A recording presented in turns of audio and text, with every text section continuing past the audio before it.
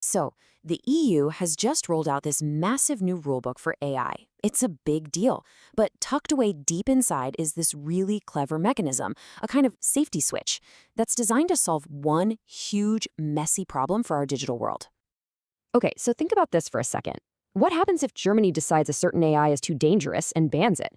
But right next door, in Poland, it's totally legal. I mean, that would be a complete mess, right? For people, for the companies building this stuff, and for the whole idea of a single European market. So how does the EU stop that from happening? Well, that's exactly what we're going to unpack. Now, before we dive in, it's really important to mention that this analysis we're walking through was carried out under the scientific oversight of Professor Vihar Kiskinov. All right, here's the plan. First, we'll look at the cross-border conflict that makes this whole thing necessary. Then, we'll get into the union's safeguard procedure itself. We'll break down exactly how it works, look at how the rule has changed over time, and finally, we'll see why it's really the linchpin holding all of EU AI law together. So, Section 1, a cross-border AI conflict. This really gets to the heart of the challenge of having 27 different rulebooks. You know, the whole point of the EU is to be this single unified market, but if you have 27 different countries, you could easily end up with 27 totally different sets of rules for AI safety. And that, well, that would be a recipe for chaos, both legally and ethically. And this isn't just some abstract idea, right? A patchwork of different rules would create a huge headache for businesses trying to build new things. They wouldn't know which rules to follow. But even more importantly, it could mean that your fundamental rights and your safety are better protected in one country than in another. And that just completely goes against the whole idea of a fair and harmonized single market. Okay, so that's the problem. And that brings us to the solution, the union's safeguard procedure. This is the EU's answer, and it's all laid out in Article 81 of the AI Act. So what is this thing exactly? The easiest way to think about it is like a referee. When two countries disagree about whether an AI is safe, the European Commission steps onto the field, looks at all the evidence, and makes a final call. And that decision? It's binding for every single member state. It's the tool that makes sure there's one set of rules for everyone. All right, so let's get into the nitty-gritty. How does this procedure actually work? What kicks it off, and what are the steps to get to that final decision? Turns out there are three main ways this whole process can get started. First, one EU country can just raise its hand and object to what another country is doing. Simple enough.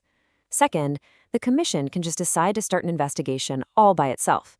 And third, and this one's a big one, it kicks in automatically if an AI system is caught doing something that's totally banned, like, say, a government social scoring system. And this is where you can really see the AI Act's risk-based thinking shine. For most regular issues, the Commission has up to 6 months to figure things out. But for those really dangerous, prohibited AI systems, the process gets fast-tracked. The Commission has to make a call within just 60 days. That super short timeline tells you everything you need to know about how seriously the EU takes these high-risk violations. So, after the investigation is done, it can only go one of two ways. Outcome number 1, the Commission agrees that the restriction was justified. If that happens, all 27 member states have to follow suit and restrict that AI system. Outcome number 2, the Commission says the restriction was unjustified. In that case, the original country has to back down and withdraw its measure. Pretty clear-cut. Okay, let's make this real with an example. Imagine one country, let's call it country A, starts using real-time facial recognition all over its public spaces for general surveillance. But then country B objects, saying, whoa, hold on, that's a massive violation of privacy and it's explicitly banned by the AI Act. So what happens next? Well, the safeguard procedure would kick in immediately. The Commission would start that super fast 60-day investigation. And after looking at the facts, it's pretty much a guarantee they would agree that this kind of mass surveillance is a prohibited practice. They'd then order country A to shut it down. That's a perfect example of how the safeguard works to protect everyone's rights, no matter where you are in the EU. Now, this powerful rule didn't just pop up out of nowhere.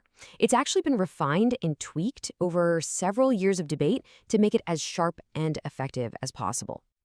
If you look at how this rule evolved, you see a really interesting pattern. Back in 2021, the original idea was a slow 9-month process. Then, in 2022, they added that faster track for the really bad stuff. And by the time we get to the final version in 2024, even the standard timeline got cut down to 6 months. So, the big takeaway? Lawmakers spent years making this process quicker and more focused. Okay, this brings us to our final and maybe most important point. Why this single rule is the absolute linchpin of EU AI law. I mean, why is this one article so critical?